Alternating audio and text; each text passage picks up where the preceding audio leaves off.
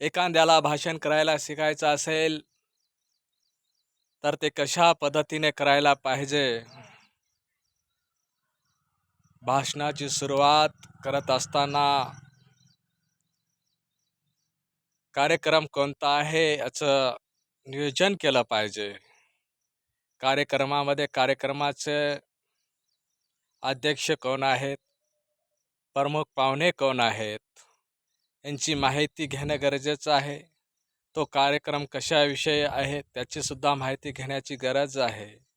आणि या सर्व गोष्टीचा अभ्यास सखोल करूनच भाषणाची सुरुवात करायला पाहिजे. भाषणामध्ये जे काही विषय आहे तो सविस्तर कशा पद्धतीने मांडायचा त्यावरही सखोल अभ्यास केला पाहिजे. त्यामध्ये 4 ओळ्या आल्या पाहिजे, काही अभंग आले पाहिजे, काही सुविचार आले पाहिजे, काही शेरशायरी आल्या पाहिजे.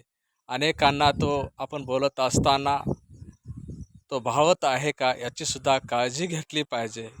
या सर्व गोष्टीची काळजी घेऊनच बोलणाऱ्या वक्त्यांनी योग्य पद्धतीने भाषणाची सुरुवात करावी आणि शेवट करत असताना पुढच्या व्यक्तीला काही बोर होत नाही ना याची काळजी घेऊनच भाषण आटोपतं घ्यावं. या पद्धतीने भाषणाची सुरुवात केल्यानंतर आपण एक चांगला वक्ता बनू शकता.